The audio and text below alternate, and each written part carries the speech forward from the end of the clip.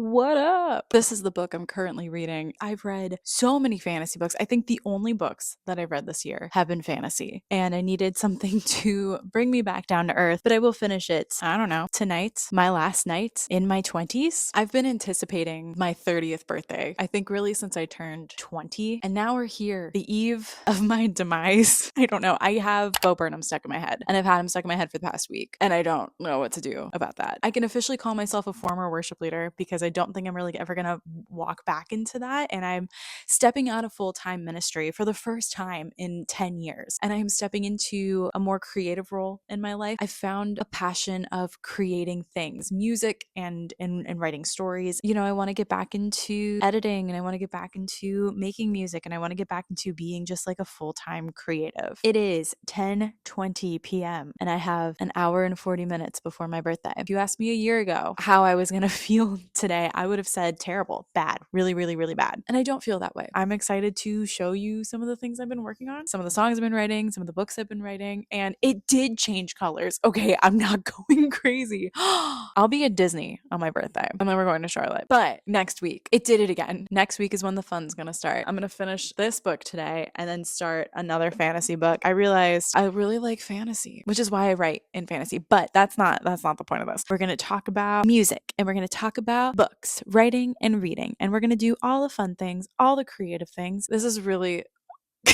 what are you doing? It's gonna be fun. Happy birthday to me. It's here. It's also actually World Book Day, which is probably more important than anything else. I will be spending the day at Disney, not reading books. This is gonna be pointless to where it's gonna be 91 degrees. Over the last couple of months, we went one time, but it was like 97, and it was fine. It wasn't a horrific experience.